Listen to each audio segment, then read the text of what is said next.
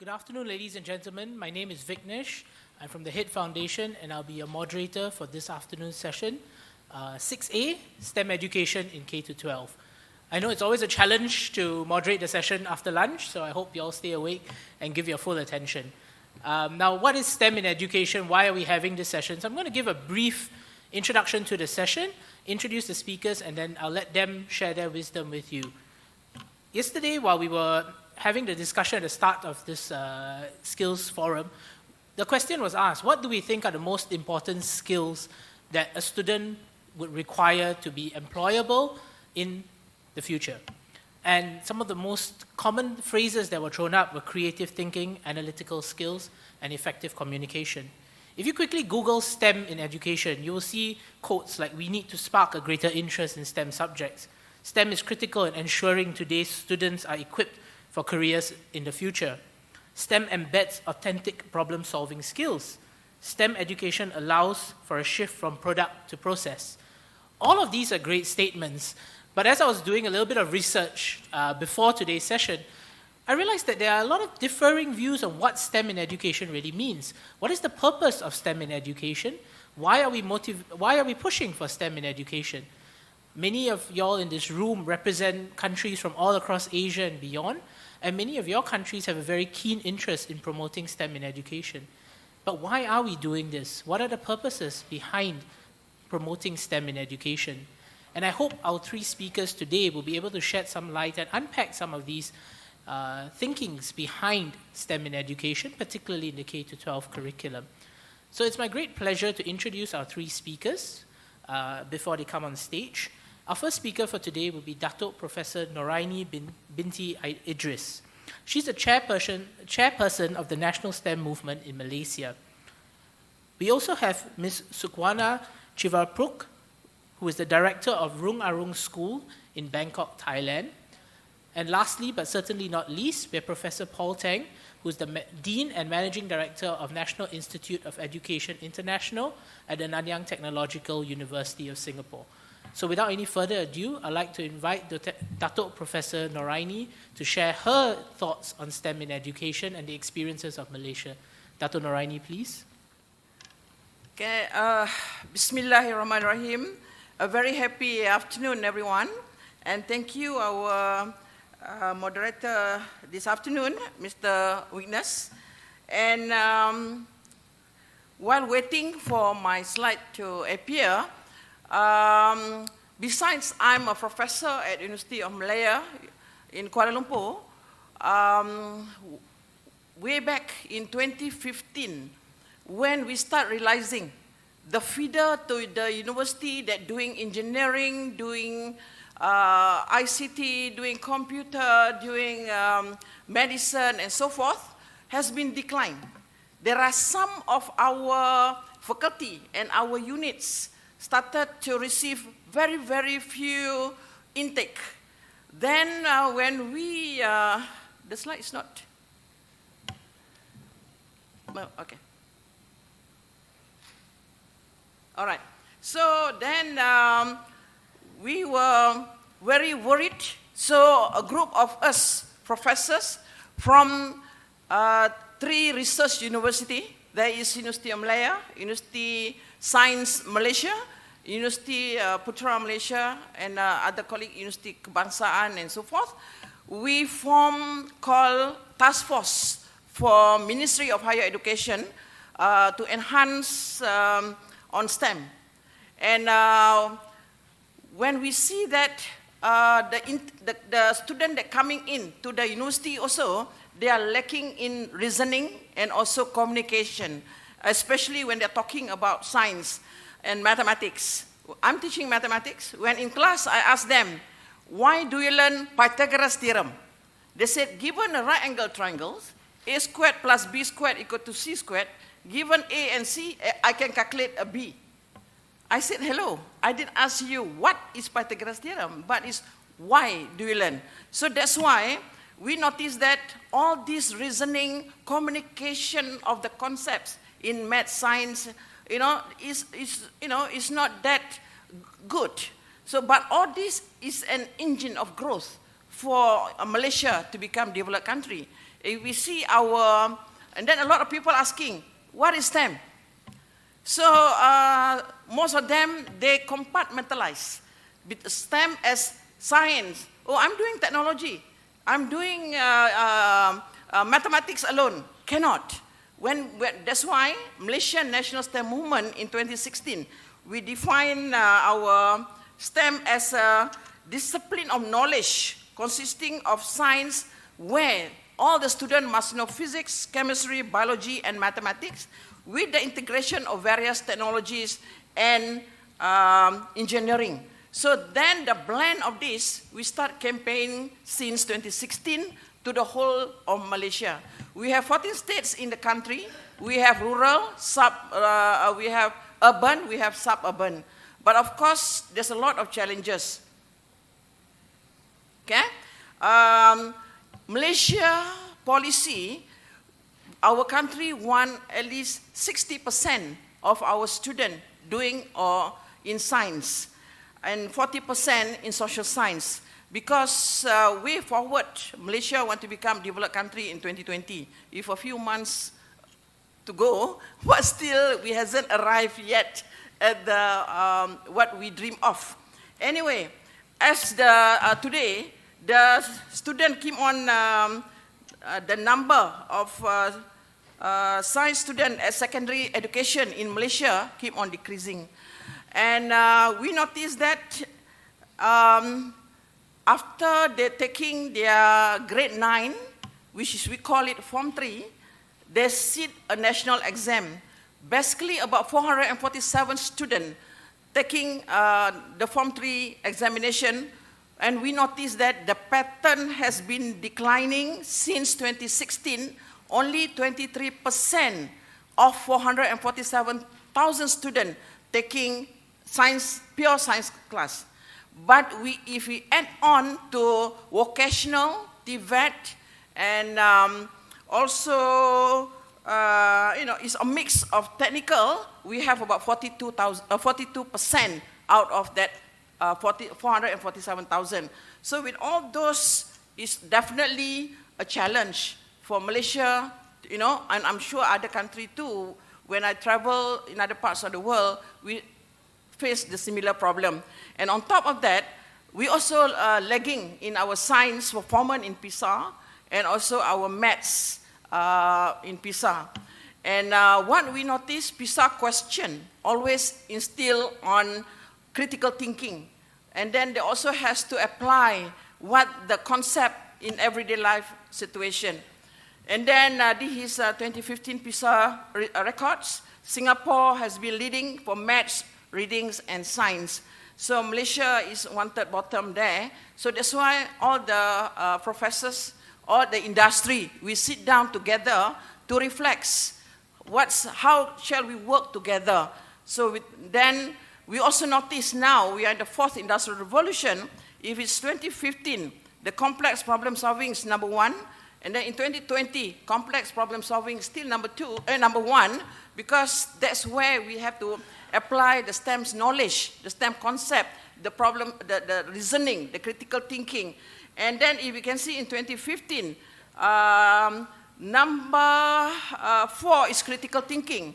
But now, in 2020, the critical thinking has moved to number 2. And in 2015, creativity is only number 10. Now has moved up to number 3.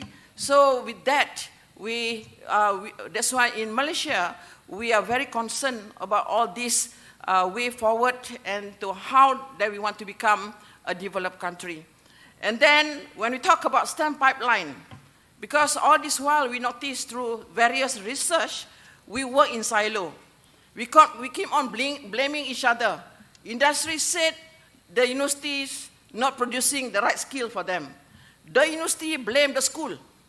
They are not producing students that are competent, and then the school blaming the primary school. The primary school teacher blame the preschool. So that's the blaming has been happening. That's why now, under National STEM Movement, this National STEM Movement is part of the, last time is under Ministry of Higher Education. Recently, with the new government, we merged all the ministry together. So this is under higher education, where we are very concerned and worried the future of Malaysia. So now we definitely have to expose STEM right from the preschool. And then some people said, how do we want to expose from the early as young as primary school? Yes, we can do it in a simple way. We can talk about biology, living things, non-living things. We can talk about electricity, that's the circuit for them to connect in a simple manner. So all those practical and all those theory needs to be exposed from preschool. Then they hand over to the secondary school, primary school, secondary school, tertiary, and to the industry. So this is where is a big collaborating between the different ministry, where Ministry of Education as the coordinator. There's last time in the Ministry of Science and Technology, but now it's a Ministry of, we call it MASTEC, it's a very long, technology, engineering, climate change. With this new government, they changed into a very long acronym, MASTEC, but it's related to science. We also work closely with them. And then we train a lot of teachers together. Not only the university lecturers go down to train the teacher, the industry also work together to share with what is the way forward in terms of the ideal lesson plan, where we need to talk about the real world problem. When I visited Singapore, their primary school also at the wall, they started to see this is the future challenges on aging, on climate change, on food security, and so forth. So we brought that idea back to Malaysia. So now our primary school started to venture into agriculture. And then like Malaysia has a lot of natural resources. We have a lot of palm oil, rubber. So we started immerse all our teaching and learning related to the real world situation. And then, of course, critical and creative thinking need to be inculcated right from the preschool to the higher education. And then our question for the examination also now start changing. That's why a lot of parents start become angry. They said, why now when I study, the question is not like this? So we also had to do a lot of town hall to a lot of parents to guide them. We are now testing more on understanding, not on the algorithm or the procedural. The calculation and everything can be done by the calculator, but the decision making is whether Cikgu Salim is right or not, and why. So these is the things that we are changing our examination from school to the university level. Even the university level, we do a lot of project-based with the industry, where the assignment can come out with industry and the professors. So it's in the, these is the things that they want, using a lot of technology to make sure that they be able to understand the concept and also apply it in everyday life, and they can sell their ideas in the classroom. All right, so we have two big projects carried out in Malaysia now. Once we call it STEM Mentor-Mentee program, where the mentor is from the university's lecturers, industry, and also university student.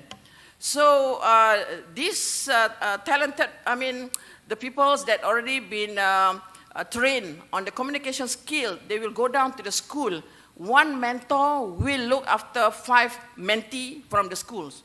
So we have conducted that since 2016. We can see now the students start and they said, oh, okay, this is fun doing STEM. This is fun. We know how we brought the school to the universities. They can see how the teaching and learning of STEM in the classroom. So we see now there's an increment of number of students choosing pure sciences. And not only that, the quality of the student that coming, they are able to use a lot of vocabulary of scientific. Like they said, oh, this rice, because in Malaysia we like Nasi Lemak. I don't know you know about Nasi Lemak, yeah? They say, oh, this Nasi Lemak is not so good because sodium chloride is lacking. So they started to talk about using all those chemistry, scientific names and so forth. Okay, these are the things that we are doing until now. Every year we see student, industry also come in to do this project, mentor-mentee. We have 14 states in Malaysia. Every state we have public university and also private university. So they are the one that looking after the mentees, the school children, and the teachers for training by the respective universities. National STEM Movement station in Kuala Lumpur, we monitor, we get a grant from the ministry, then we redistribute to the respective colleague universities to enhance our project called Mentor-Mentee. On top of that, we have another big project. It's under Division of Higher Education now. We call it STEM Ambassador. Under this STEM Ambassador is elective courses where the student will be, need to register either 3 credits or for 1 semester, or they can go on to the 2nd semester under co-curriculum academic, but they are under STEM literacy to make sure that they started to become agent of change for the respective university. And then, all right, so with that, I see that learning become beautiful because of the human touch. Yes, the technology is there, yes, the knowledge is there, but it's become fun. We become when the big brother, the big sister, or the big uncle, or the auntie from the university, from the industry, go down to the school, they do all the sort of activities like makers, like what we have been discussing from day 1 until just now, we make it happen. And then, of course, we have to develop young children with logical thinking and encourage them and reason as early as possible. We have done that, and we see the student really ask questions now to make sure that they have fun in the classroom, the intellectual discourse between the student and the teachers, the student and the universities. And we also invited our industry to become a team teaching in the university level to make sure that they know what's happening in the university, and the university also know what's happening in the industry. Then what we see now, the progress and they want to know, the like on STEM has been improved. So with that, thank you very much.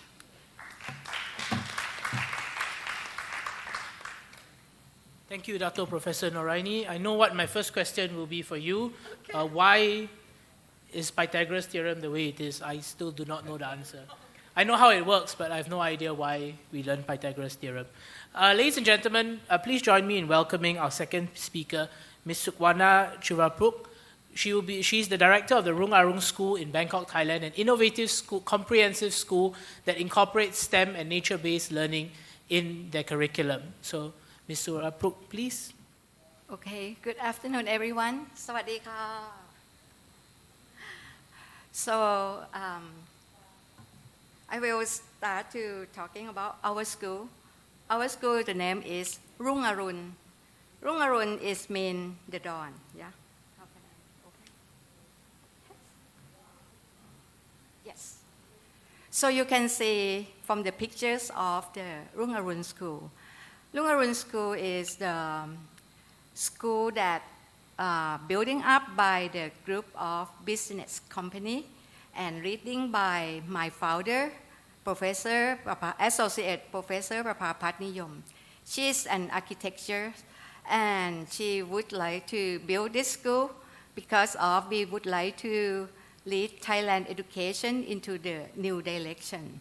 So you can see from the pictures that, the school is very different.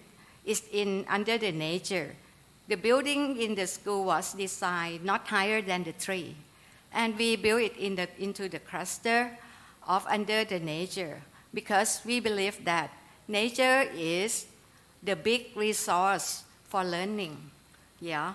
And we want our students to really learn that every day in their life when they are in Roong Aroon School. And Roong Aroon School is under the Buddhist teaching, which say that education is life, life is education. This is the strong belief in our staff and everyone who work in the school, that we believe that in the life of our students, they are the education. They learn from experience day by day to develop their life. And that's how the education occurs. Yes, and the philosophy of the Roong Aroon School is we try to do we establishing the holistic education with under the 3 important learning modes. The first one is for deeper learning. This is aimed to nurture one's inner learning capacity, which this means in every subject that they learn, the teacher will decide the theme that lead the student to really learn deeply and understand why and how each subject that is make them meaningful for their life. The second mode of learning is learning by doing, which I think everyone's saying that learning from experience will create the deeper understanding and construct the knowledge inside of each person. Yes. So the teacher need to design the lesson unit and learning process that use the hands-on activities.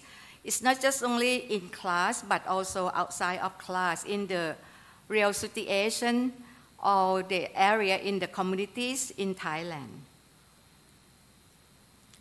The third learning mode is the communicative learning. Our students will practicing sharing their knowledge and their understanding into the group work, into discussion in group, in class, and also in school. And when they finish their own project, they need to organize the presentation, both in school and outside of the school, into the community in the area that they go to do the field study. So these 3 important learning modes is the holistically develop our student to be a meaningful person, to do things for others, and everything they learn and they do, they should be benefit to others. And Roong Aroon School do in the education in the new direction in this way.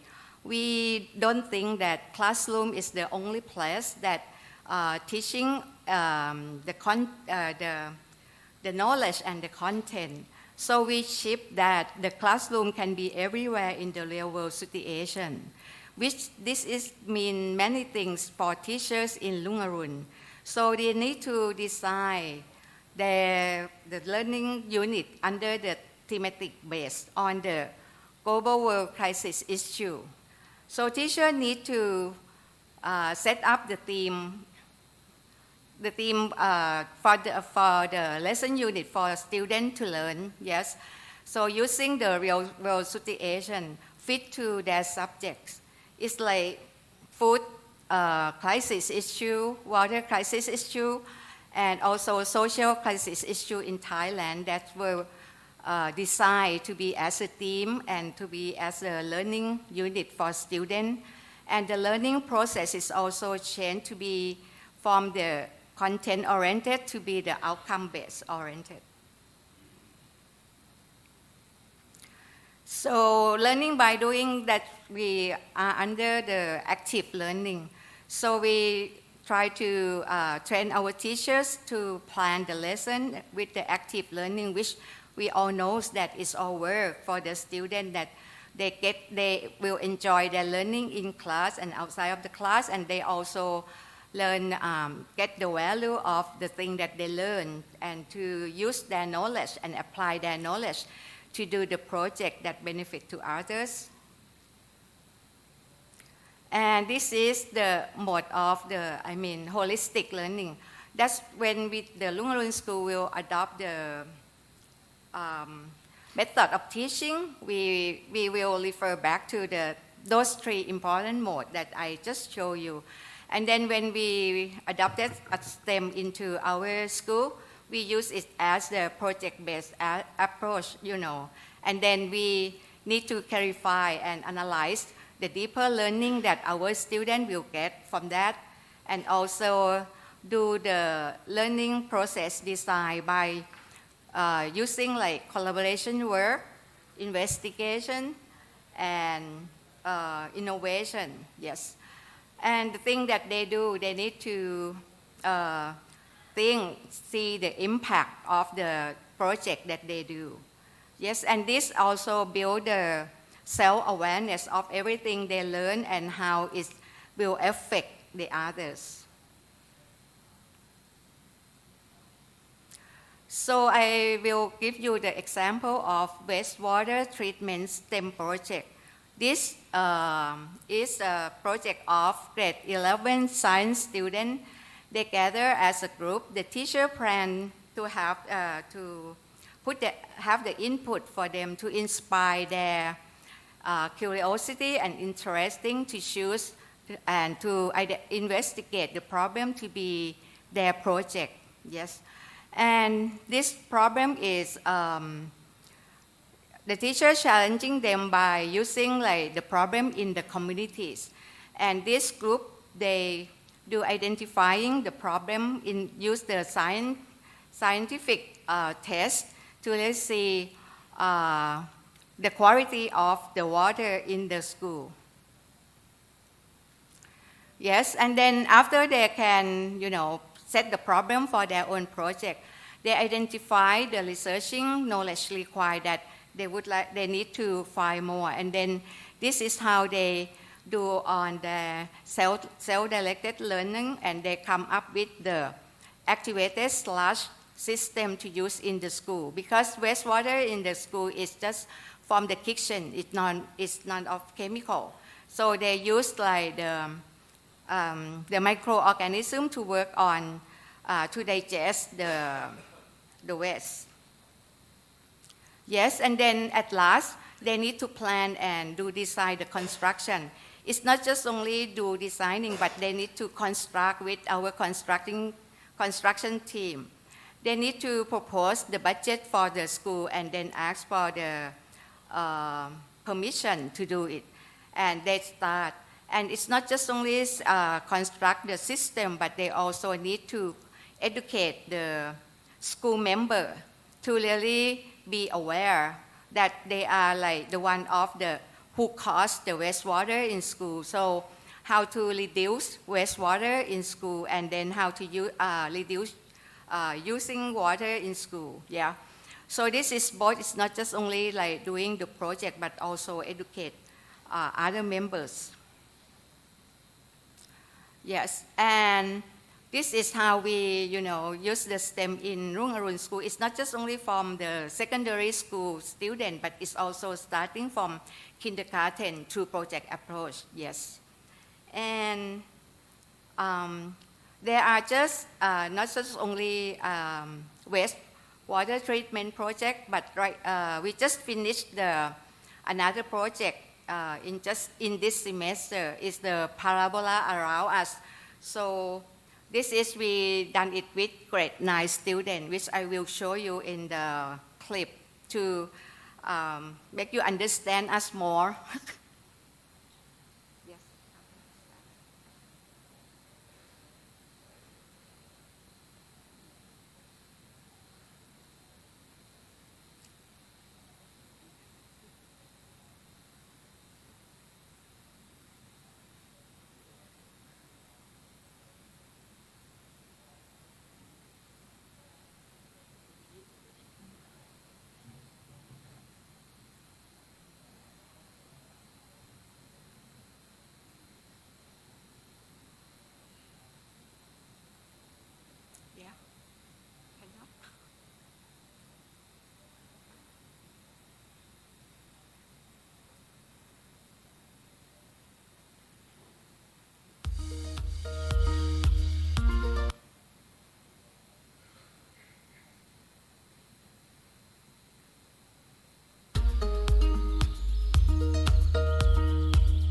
The project started with the question, why parabola? It is not only plain curves in conic sections, parabola can also be found in many useful items. They are close to us and necessary for our lives in present day. The project Parabola Around Us was conducted under 3 phases. Input was the phase with the teachers introduced the issues. Knowing about parabola, students observed curves around them and discussed the differences. Focusing on parabola curves, they learned about their properties through maths and science equations. They could explain how the most focus of the parabola shaped ditches, the strengths of the bridge, and the precision of projectile flow point could be.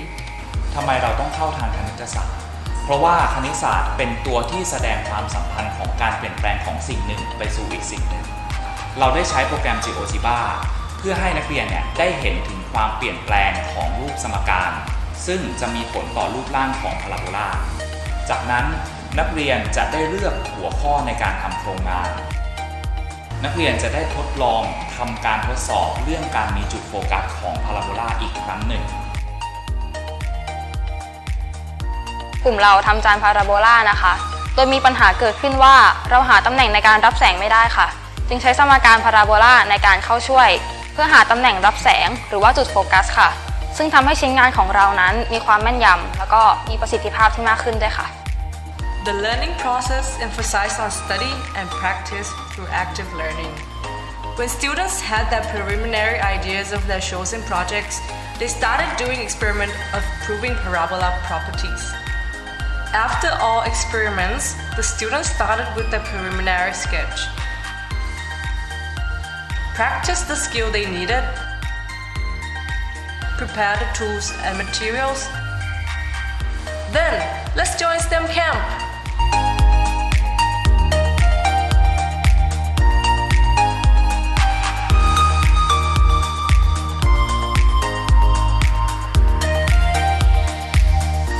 Finally, all tasks are done, and here are the final products, which not only brought pride to the students, but also gave benefits to the community.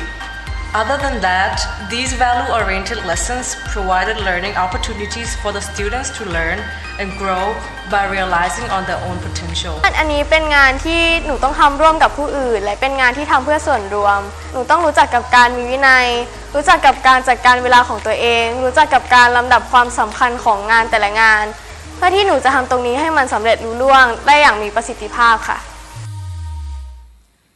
So this I will summarize that. I mean, as a teacher, is how we design the lesson and the learning process, and also the critical questions to the student. You know, to really find the problem in the communities, and we use the environment in Roong Aroon School as the base for to find out the problem and set the problem to the project. So the student will feel the connection with the subject and to their life, and they can do the project, and it's really work. So that's achievement is build up the self-esteem in our student, and also awareness for to be responsible for their own community. So that this is like building up the whole person development. That is how we do for our student in school, in Roong Aroon School. Yes. Thank you.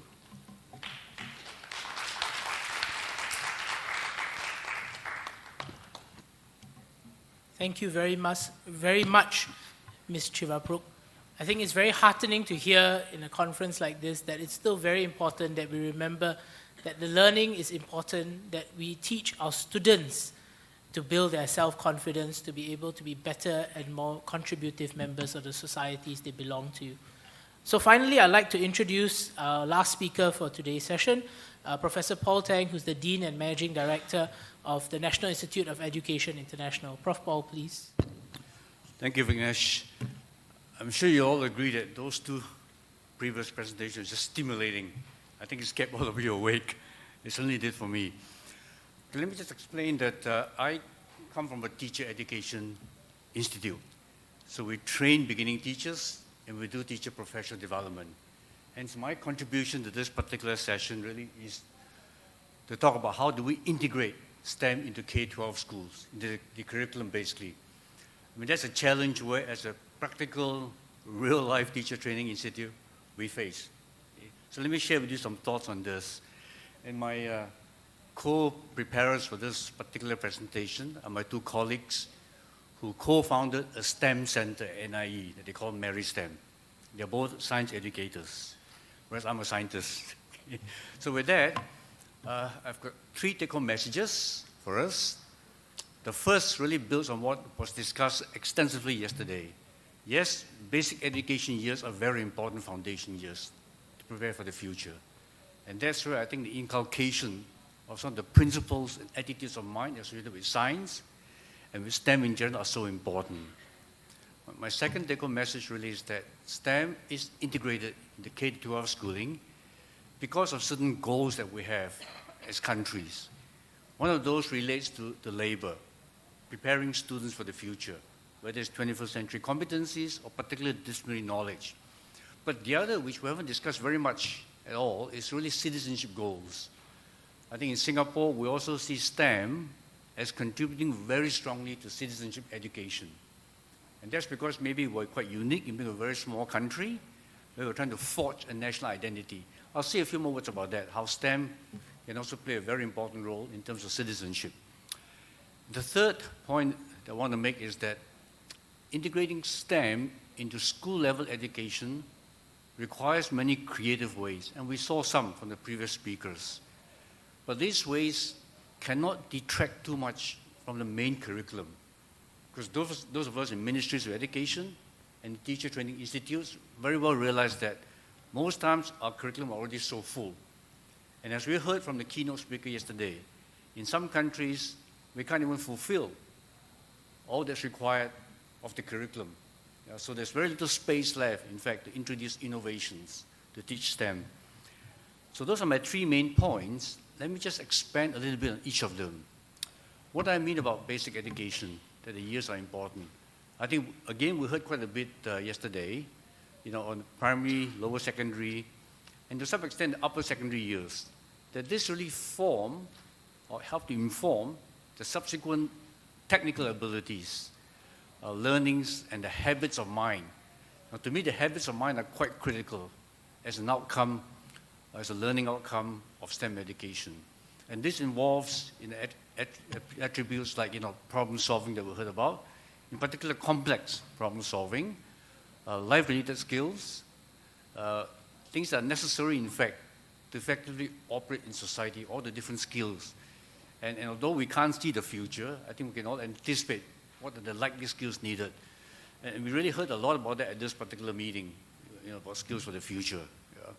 I think even the previous slide that Noraini showed, the WEF 2015 and 2020 slides. Okay. Now, the foundation of basic education years are also important years for us to form values associated with caring for the environment. And I think that's come true in many countries as an important driver for STEM education. And the previous 2 speakers gave us a lot of examples. The authentic learning, the real-life learning, many of the issues that we deal with are in fact related to the environment, kind of real-life learning examples.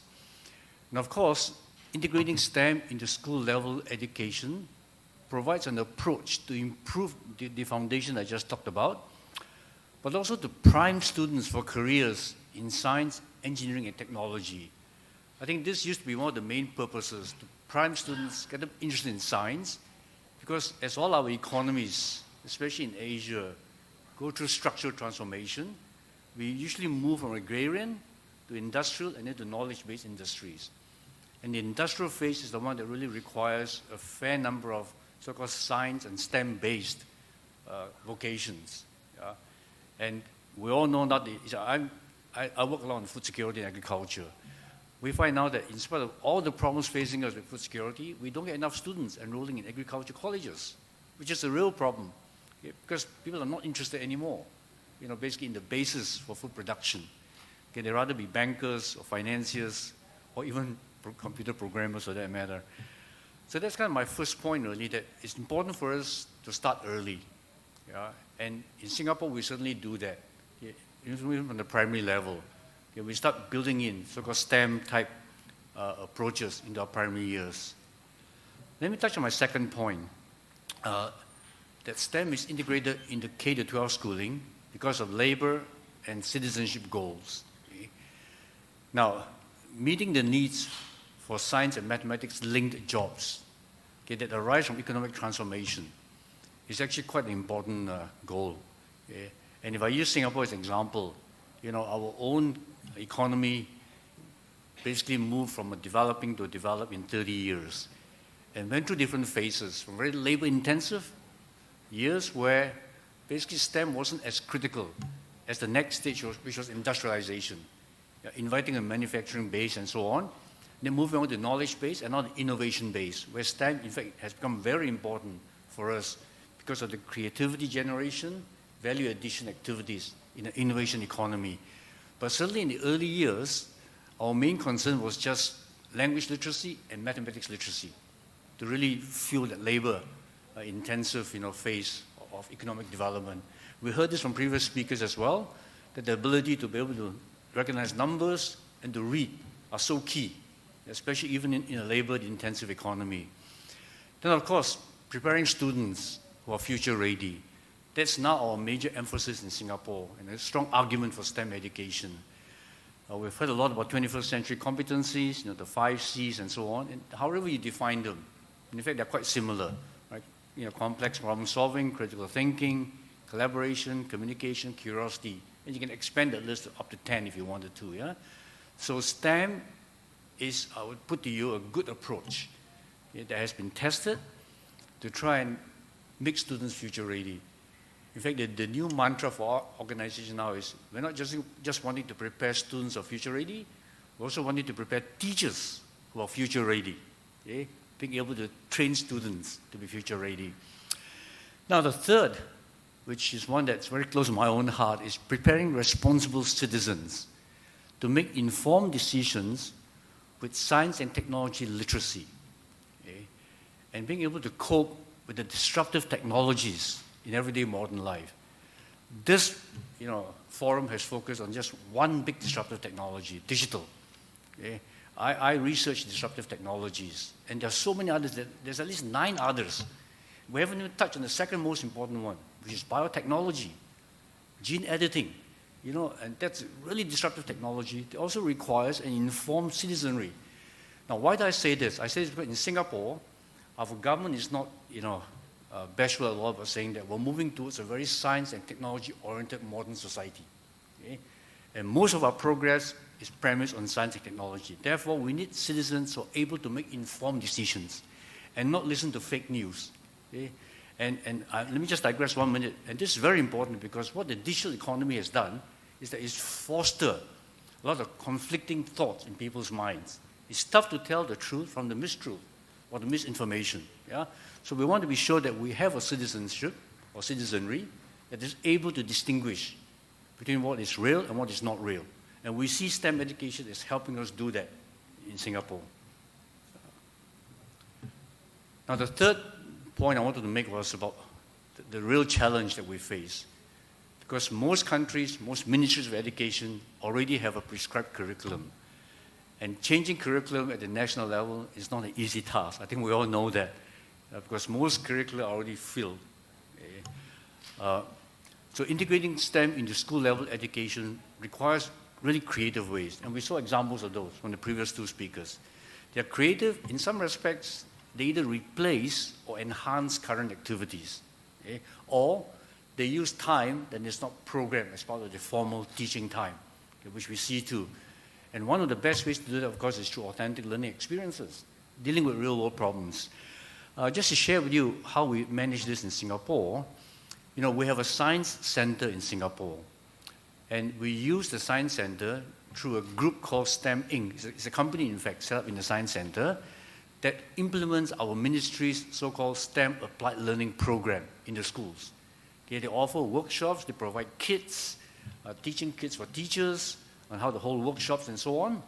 And we also have 2 STEM-focused schools in Singapore, which basically draw in those students who want a career in science or mathematics or some other discipline linked to science and mathematics. And those are in fact doing quite well. Huh? Then the government also encourages schools to offer co-curricular activities. Okay? Case in point, we heard a lot about entrepreneurship this morning, you know. In Singapore in 2004, the government launched an innovation and entrepreneurship program. Okay? In fact, we were trying to figure out how do we actually get kids, you know, to appreciate science, for example, through INE. Okay? They do projects, yeah. And I remember I in fact offered a teacher professional development course on INE, premised on 3 major skill sets that teachers need. Okay? One is how do you communicate? Second is how do you formulate a project that's interdisciplinary? And those are tools that can be taught, yeah. And the third, you know, in fact, really is assembling a team, okay, which is part of collaboration, yeah. So I went through quite a few offerings of these courses, and the teachers generally said that yes, it did help them improve their ability to do non-program time activities in Singapore. Okay? So I'm suggesting that, I mean, I'm sharing with you the Singapore examples of how we try to tackle this shortage of curriculum time that we have to try and build in STEM. Now, in Singapore, we also have private service providers that offer education camps, and we heard some from the previous speakers, with both outdoor and indoor activities, especially maker activities. Okay? Now, we're now sharing some of these experiences that we have with other countries, especially maker space.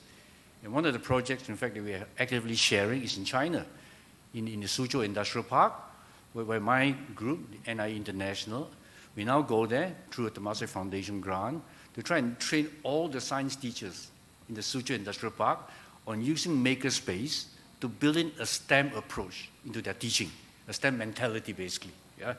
So these are just examples of how we try and build in more STEM appreciation in Singapore.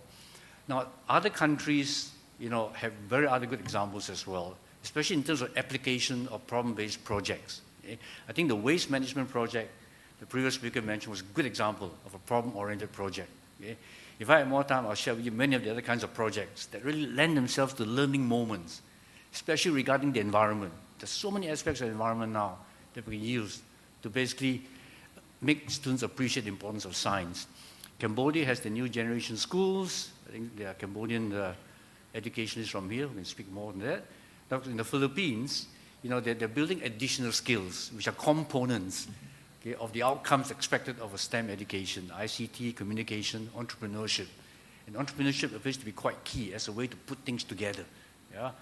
And I was reminded this morning when listening at the previous session that entrepreneurship is not just about being able to have an enterprise. It's a state of mind, okay, that is so important. It's being able to identify an opportunity, source out the ways to use that opportunity. And that's what STEM basically does for many of our children who have participated in STEM camps.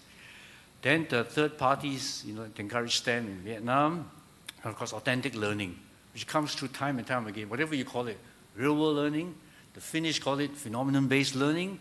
They're all part and parcel of the same kind of approach. Look, use the real world, you know, to provide us with situations where we can foster interdisciplinary STEM approach. Indeed.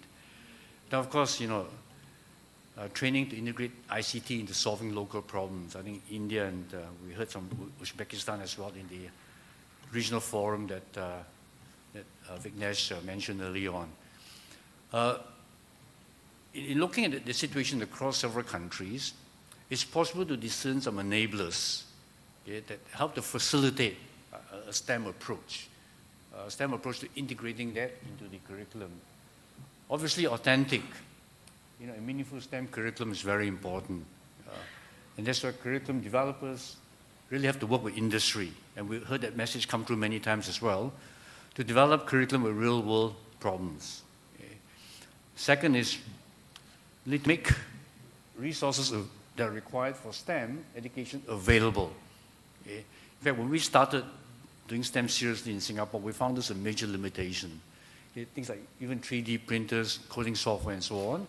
So my two colleagues in fact felt that this was very important in the Singapore context, especially, that you make the resources available, okay, and not expect, you know, the teachers who want to use a STEM approach to resource their own material. The third is the availability of high quality, just-in-time teacher professional development. Courses, you know, both by universities and teacher education institutes. Courses that include designing STEM activities, And this really links to the next part, which is forming STEM teaching teams with different members from different disciplines at the school level.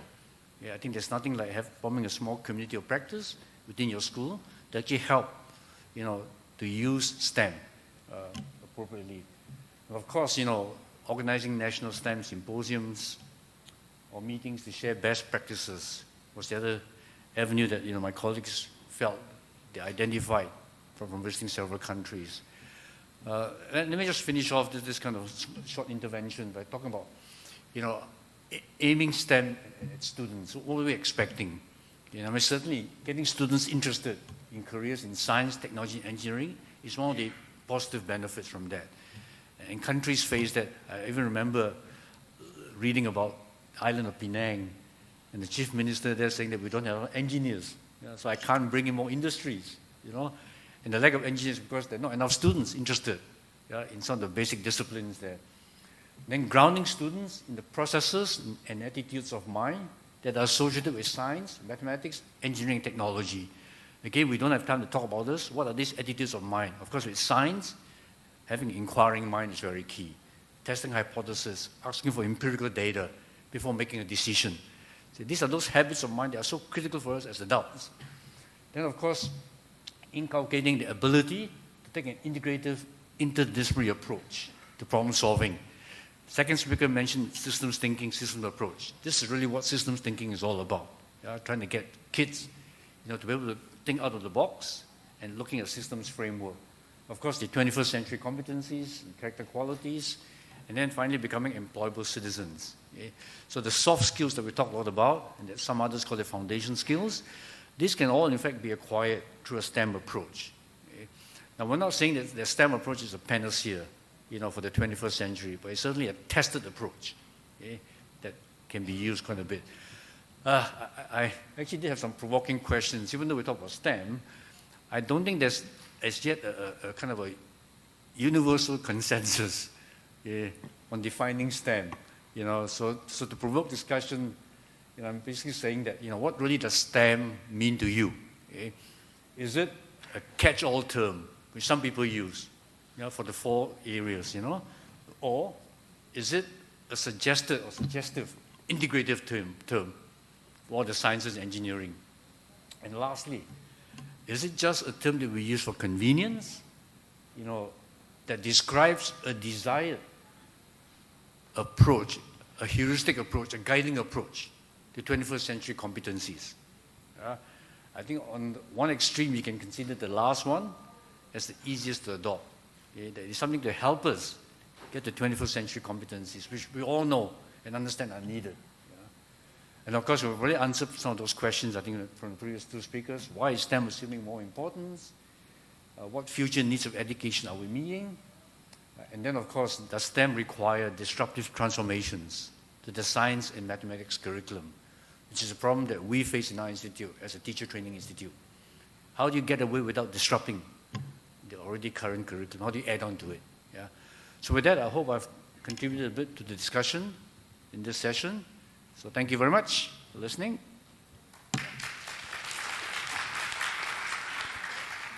Thank you very much, Professor Teng. I think now we'll move towards the question and answer session of today's panel discussion. We will be, I would ask you all to kindly post your questions on the forum. Use the app. The questions are up, so upvote the questions that you like, and I will try to ask as many of the questions as we can during the sort of half an hour that we have. So if you also, as we have a panel of 3 speakers, if you have any questions specifically directed at any of the speakers, please note them in your question so that we can direct the questions at them. If not, I will ask the speakers to see if they can, if any of them have a input on the question. So I see the first question, which has got 5 upticks.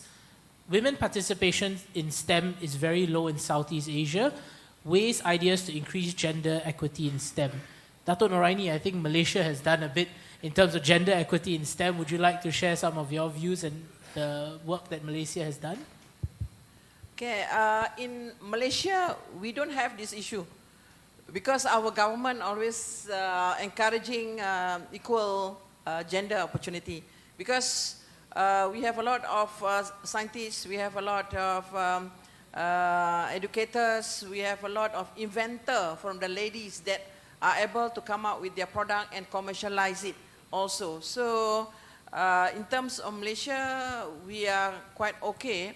But when I spoke to other parts of the world, like Japan, anyone from Japan here? No, okay. They said there is a challenge because they want to give priorities to men to work. So that's why they ask us in Malaysia, how did we do it? But in Malaysia, because we are very fortunate, our government giving a fair opportunity in terms of scholarship, in terms of supporting. If we have some, even if we are at the university, if we are able to produce some products that be able to commercialize it, even they support our IP. And then we did sell quite a number of encouraging scientists among our females in Malaysia. But what I noticed in other part of the world, they said that the opportunity that been given by the government in Malaysia is not being given with other country. So I think it could be a policy to encourage other parts of the world to give equal opportunity for the women to be parts involved. And then instead, our Malaysian government, we also giving a policy like 30% of women should be in the cabinet, should be in the decision making in the policy of the country, encouraging women. That's why now our Deputy Prime Minister, Dato Sri Azizah, is our a lady. She's a doctor, also hold a post as a Deputy Prime Minister and also a Minister for Women and this thing. So we don't have that problem. So I think should be given to other country, like what policy in Malaysia has been encouraging women participation in STEM. Ms. Chivapruk and Prof Teng, would you all like to add to that point?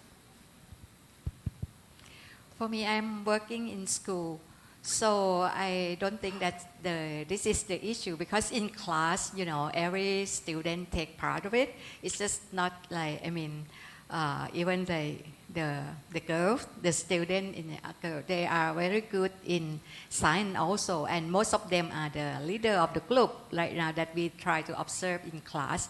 More and more that, you know, people, I mean, women are stronger in this kind of sense. So in the school atmosphere, I think that is like, you know, it's not low, yeah. But for the country, I don't know, because I'm like represent from the school, yeah. Well, as the male on this panel, I think we're seeing a legacy issue, frankly. I think going forward, I don't think gender is going to be an issue going forward. I think the historical issues are linked to the opportunities for education, which in some cultures, I think the female gender has been deprived of the opportunity for many different reasons.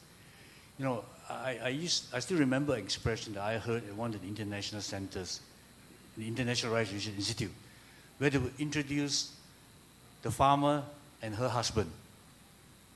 I think there's a lot of depth in that statement. Okay? Even when I travel, you know, to my wife's kind of ancestral home in Hainan Island, it's the women that are doing the farming. Okay?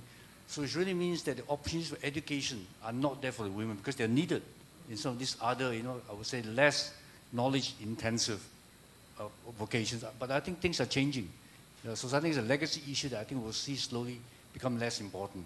Okay? Certainly when I look at Singapore, for example, you know, I mean, women, some women are doing much better than men in many professions. Yeah. If I could just add one quick point, I think what Malaysia has done very well is really highlight some women who have excelled in STEM. I think recently, not too long ago, a lady from Malaysia won the World's Best Science Communicator Award. And it was a female, a lady. I've actually had the pleasure of meeting her, and she's an amazing science communicator. And by her winning, there was a lot of press coverage, a lot of media attention. So I think that helped change a bit of the focus. A lot of people saw that women could excel in STEM.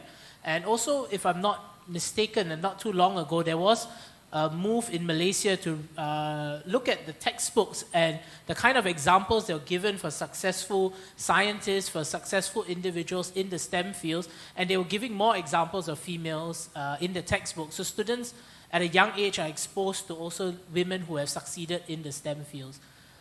Let's go to the second question, the second most popular. I do apologize if I'm unable to read the names of those asking the questions. It's a bit faint on here and my eyesight is not very good. All three speakers spoke about STEM in early education. How can we introduce and integrate STEM in early childhood education? Maybe we'll start with Prof this time. Prof Paul? I presume by early education is meant the pre-kindergarten years, right? Yeah. Ages from 3 to 5 or 3 to 6, yeah? I think certainly field trips, project work, just two examples, and they are being used now. I mean, in Singapore, on an average day, if you go to the Singapore Science Centre, which is our main premier science learning entity, you find lots of young children being led there. You know, and there's a special section. I know because I've got grandchildren. And there's a special section called the Kids Zone that tries to interest children in science and technology through hands-on activities. Even like cooking, you know, in the kitchen, the science behind cooking, things like that. Yeah. So I think it's a form of authentic learning, okay? Real life learning. I think it's one way to interest children in that. Okay? And certainly I don't actually find any gender difference at all at the early age between ability to learn mathematics or science. You know, I mean, from the few lessons I've seen, I think equal ability. Yes, I would like to share you like story in our early childhood education. I mean, kindergarten class. That's why I said that we introduced them in the project approach. So our kindergarten, they do the project also, and then it's like Mr. Paul said, it's about cooking, you know, because we do bread making, and the young kids, they really, you know, have the inquiry mind. They would like to know how the bread is popped up. And then they're asking about yeast. So the teacher is like stunned. But because kindergarten teacher, you know, yeah. But teacher research more knowledge and try to, you know, tell the story to make our children imagination about the microorganism. That is work inside and make the bread puff, you know. And then after they know, they understand about this, so each group design different kind of bread. They experiment that one, no yeast, and this is, put the yeast in, and then they compare. You know, young kids, they can learn by observing, but it needs to be in the real world. So we use cooking, yeah. And then another story is about the kids in the school. We have the kids family, you know, and one kids, you know, one goose, she's very old, and she got like a bed sore, you know. And our children, they walk as a nature walk, and they saw that problem. And they feel they would like to help this goose, you know. And then they talking about among themselves in the group, how to help. And then they try to, you know, clean and do everything, but it's still not work. So they like talk and discuss that they need to take this goose to see the doctor. Because when the children, they are sick, they go to see the doctor. Why don't the goose, right? And then they, you know, try to take the goose to carry her, yeah, to see the vet. And the vet just, you know, cannot say anything because all the children with their very sincere heart to take the goose there. And then the vet said, you need to clean them first, and then I will take care of it. And along the way that, the children try to take care of this goose. They make the cradle for this goose, and, you know, cutting out one hole, 4 hole, 2 hole, you know, the goose body and the leg is dropped down. This is from kindergarten. So if you like do this daily life real situation in their daily life, and then you can find some problem to do the projects, and it's starting from the kindergarten children. So that is how they learn. I think this is a good story from Roong Aroon School. Okay, yes, definitely we have to introduce STEM as early as kindergarten, because they are really very curious child. You know, they come to school, they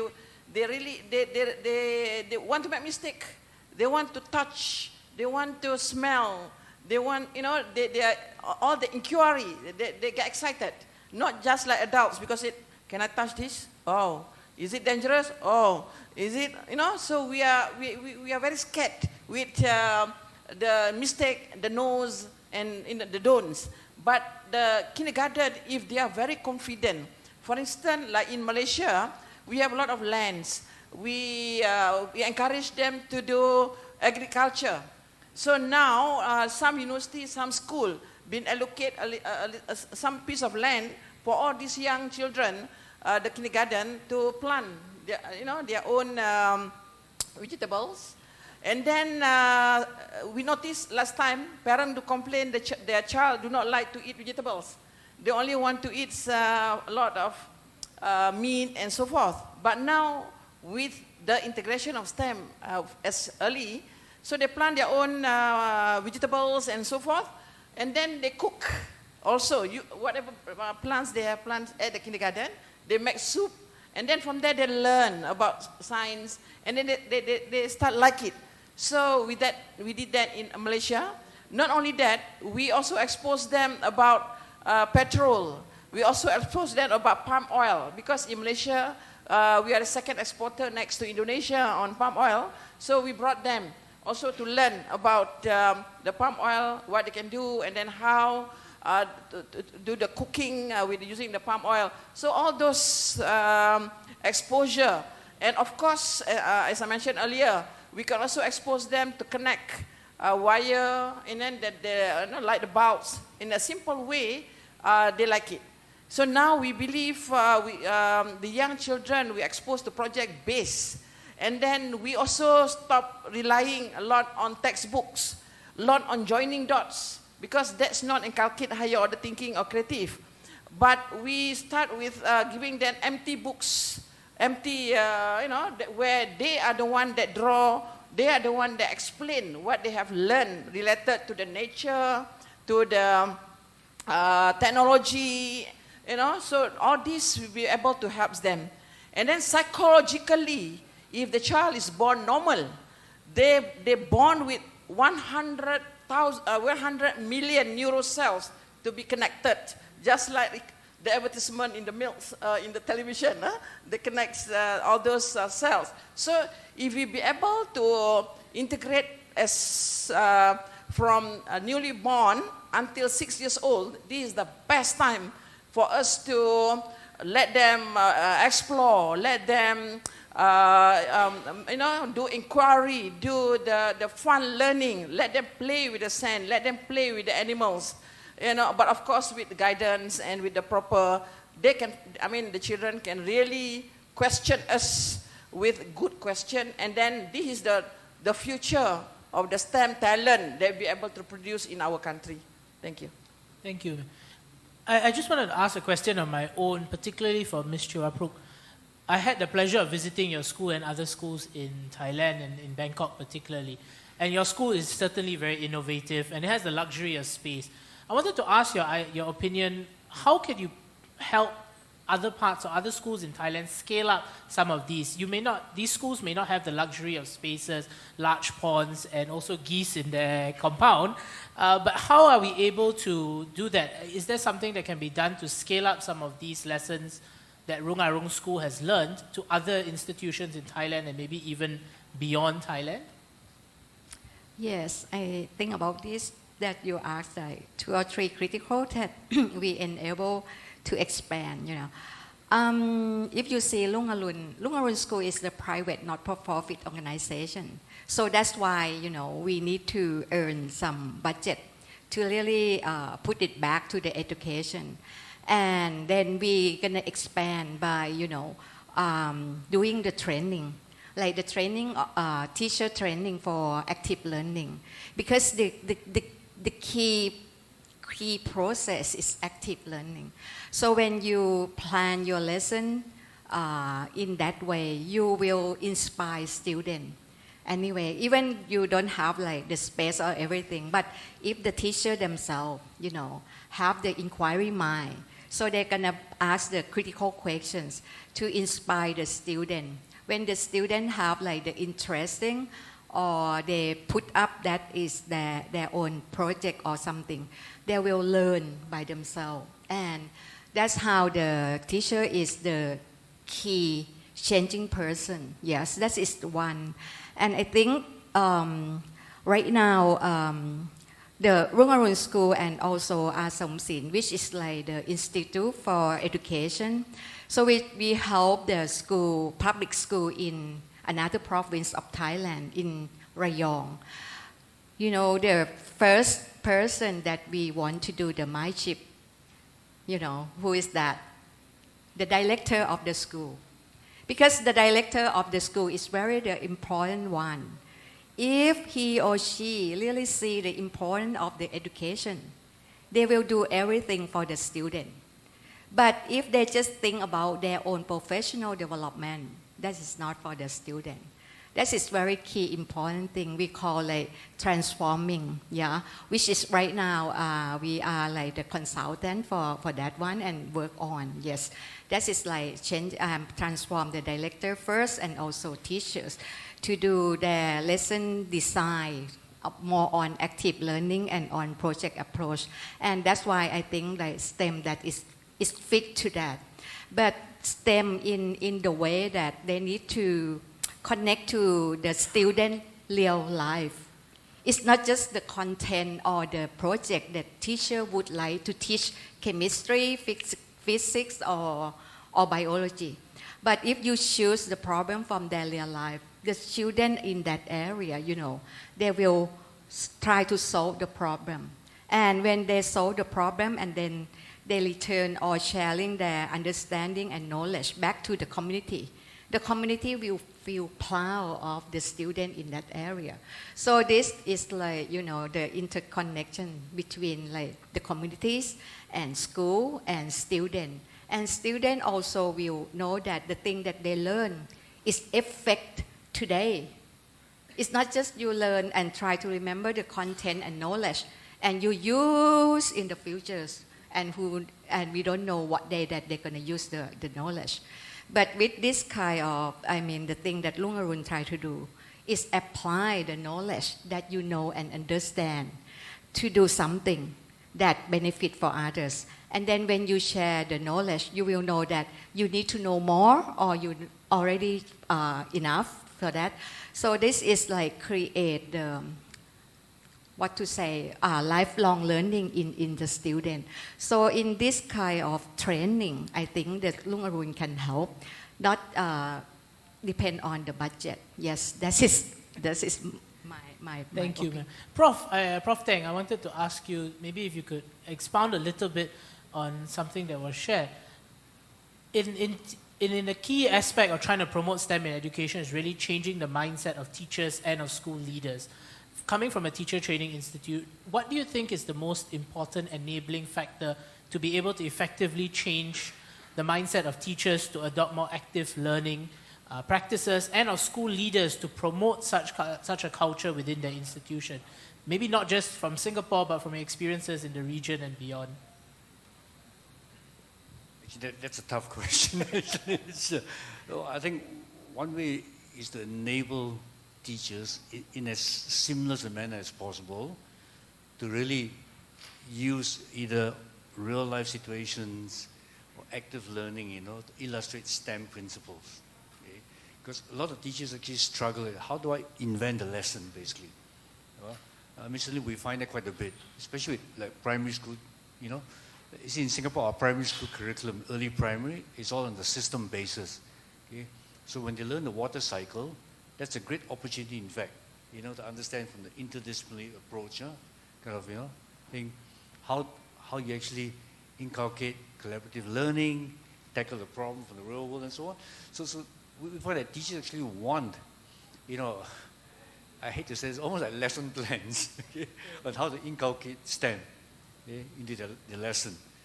But then at the same time, we're also very cautious that, lesson planning means it's like a prescription.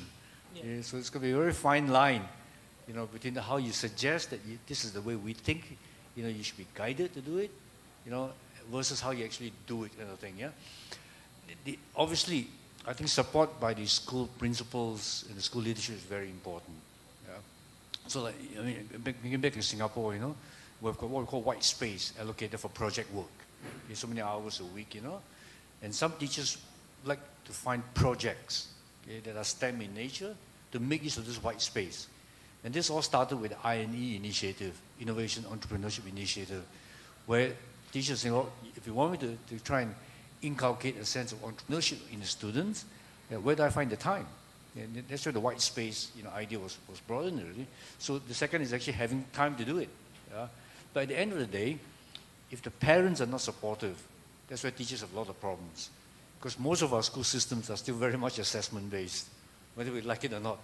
If the student outcomes are not there, parents are going to push back very strongly. Because as somebody said yesterday, we're still trying to teach students how to pass exams, whether we like it or not, and not to learn, really. So I don't have a single answer for you. Dato Noraini, if I can just take up Prof Paul's point about convincing parents. I know when we had coffee some time back, we spoke about this and you shared a little bit during your presentation about the roundtables, about the focus group discussions, about the town halls.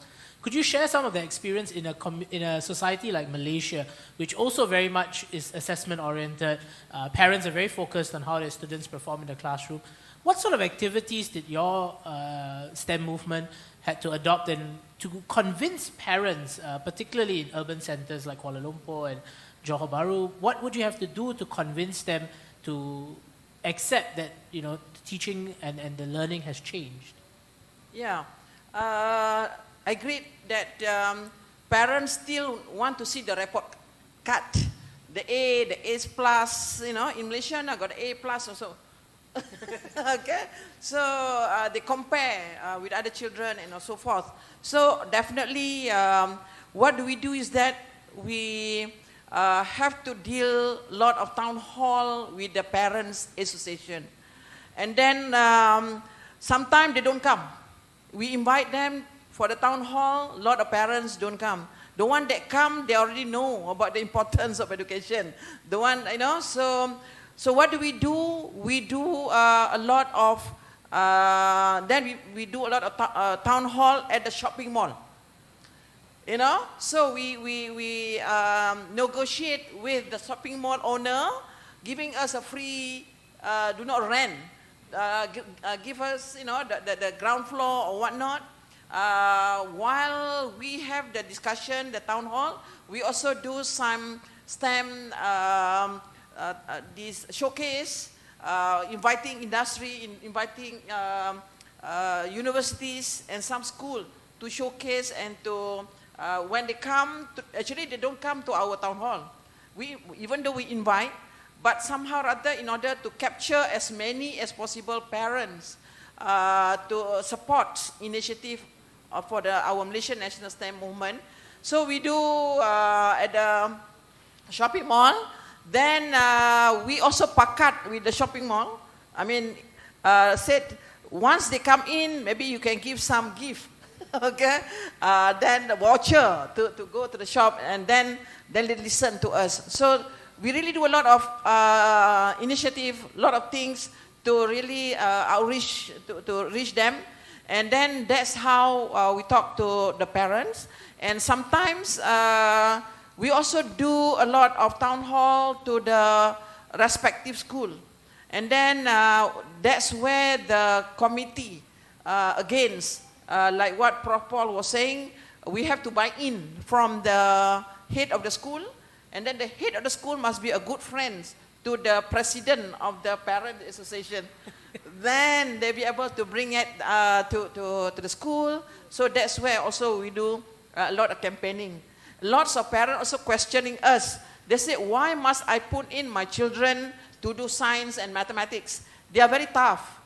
then my children cannot do well. I don't know whether they can get a job or not to do science and mathematics and so forth now. So this is the things that we have to educate parents and open up their mind on the opportunity now. It's a different scenario because now if we go to the bank, if we go pay over the counter at the bank in Malaysia now, every transaction, they charge us ringgit, 2 ringgit Malaysia. Every transaction for drawing money to, so every transaction. So I asked the bank, what happened, if there's no more of us coming, all of us paying credit cards or whatnot through the bank, we don't go to you. Okay, now they said they are doing a lot of system to make sure that in future, no more tellers, no more this thing. And I was in China last month. Yes, definitely. All the parking, cashless, all QR code, shopping, grocery, everything are there. So, so Malaysia also, slowly going towards that now. So these are the things that we have to educate and educate parents to make sure that they understand the importance of learning maths and science. Yep. Thank you very much, Dato Noraini. I was just told that we are running out of time. So I'm just going to touch on the last question very quickly. If any of y'all have a prescriptive answer to how many learning hours are needed for a STEM project and how many times the project per academic year. It's the third top voted question. Any prescriptive answers, Prof? Would you like to share? One academic year for the school in, if you are following the Malaysian system, we have 3 semesters. So if then we go bi-weekly. So every semester bi-weekly. If it's a primary school, we are still emphasizing on the 3R, reading, writing, arithmetic, and then the mathematics is there. So we, and then starting this year, our Prime Minister really pushing on, because our Prime Minister Tun Mahathir, he's a doctor himself, and he has been worrying about STEM in our country, and he has way back came out with our first national car, Proton, and then when he stepped down, something happened to our Proton. Now he's coming back, and he wants to come out with a second automobile industry. So definitely we need a lot of talents from STEM. So he has asked our Minister of Education to make sure that more income, more financial, more budget to be put for next year STEMs, not only in terms of finance, but also in terms of number of hours. If I could say, it should be about half of the time should be spent on STEM, science and mathematics. Of course, it should be integrated with readings with English and the mother tongue, Malay in Malaysia. Ms. Chivapruk, if you have any answer to that, if not, can I ask you to make a quick summary of your sharings today? Okay, the way that the school did, we take the hours from mathematics subject and science subject, and that is like 2 periods per week, but it's not enough. So we try to pull out from the IT, from the ICT period. So that is how the school try to make the timetable that fit to. Our school is 3 semesters. It's different from other Thai school that is 2 semesters. So in 3 semesters we have grade 9 is for like 1 project. So we provide like Saturday and Sunday for STEM camp.